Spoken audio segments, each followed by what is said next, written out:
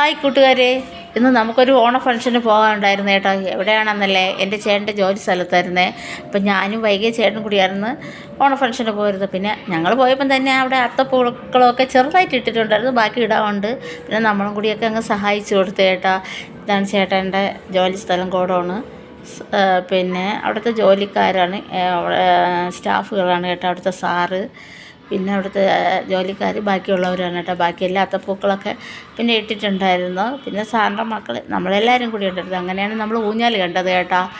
ഊഞ്ഞാൽ ആടിയിട്ടുണ്ട്, പക്ഷേ നല്ലതായിട്ട് നമ്മൾ ഓണമൊന്നും ഇങ്ങനെയൊന്നും ആഘോഷിച്ചിട്ടില്ല കേട്ടോ. നമ്മളെ കുഞ്ഞുകാലത്ത് അന്നൊക്കെ നമുക്കൊക്കെ സാമ്പത്തികമായിട്ട് ഇത്തിരിയൊക്കെ ബുദ്ധിമുട്ടുകൾ നമ്മളങ്ങനെ ഓണമൊന്നും ആഘോഷിച്ചിട്ടില്ലായിരുന്നു. ഇപ്പോഴൊക്കെ ഇച്ചിരിയൊക്കെ ഉണ്ട്.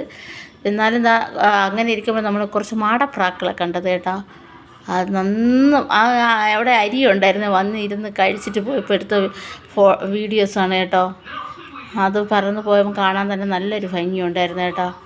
പിന്നെ ഞാൻ അതിനെ പിടിക്കാനല്ല, അതിൻ്റെ അടുത്തൊന്ന് ജസ്റ്റ് ഒന്ന് പോയതാണ് കേട്ടോ. അപ്പോഴും വന്നിരുന്ന പ്രാക്കളെല്ലാം കൂടി അങ്ങോട്ട് ഇടിച്ച് പറന്ന്. പിന്നെ നല്ല സൂപ്പർ സദ്യയായിരുന്നു. ഞാൻ ഇപ്രാവശ്യത്തെ ഓണസദ്യയിൽ കഴിച്ച ഏറ്റവും നല്ല സദ്യയായിരുന്നു കേട്ടോ.